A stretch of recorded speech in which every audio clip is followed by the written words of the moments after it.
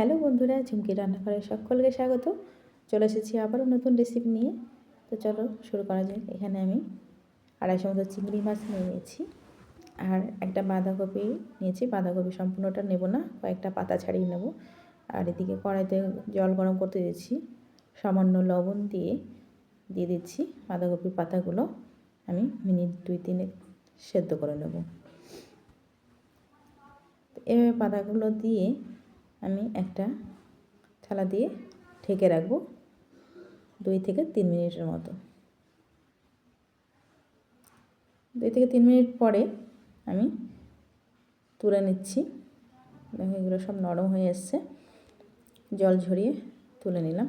একটা মিক্সিং বলে দিয়ে দিচ্ছি আগে থেকে ভিজিয়ে রাখা আতপ চাল আর মুসুরির ডাল।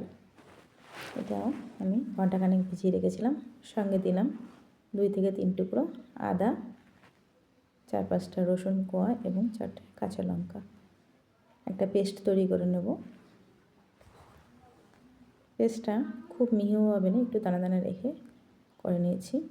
এদিকে চিংড়ি মাছে দিয়ে দিচ্ছি 1/2 চামচ হলুদ, 1/2 চামচ জিরে গুঁড়ো, 1/2 চামচ মতো লঙ্কা গুঁড়ো এবং কুচনো পেঁয়াজ দিলাম মিডিয়াম সাইজের 2টো।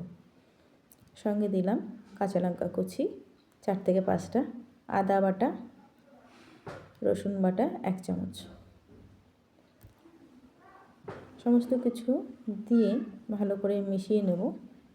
এর সাথে আরও দিয়ে দেব 1 টেবিল চামচ সর্ষের তেল। সমস্ত উপকরণ দিয়ে ভালো করে মিশিয়ে নিচ্ছি। এরপরে সেদ্ধ করে রাখা পাতাগুলোকে একটা থালার ওপর রেখে চিংড়ি মাছের যে পুরটা তৈরি করেছি, পুরটা দিয়ে ভালো করে বাঁধাকপির পাতাগুলোকে দিয়ে মুড়ে নেব। আমি এটাকে কোনো সুতো বা টিকটিকির সাহায্যে আমি আটকে দিচ্ছি না, আমি এভাবেই মুড়ে রেখে দিচ্ছি। তোমরা চাইলে এটা কোনো সুতো বা টিকটিক দিয়েও আটকে নিতে পারো। তো এভাবে আমি সমস্ত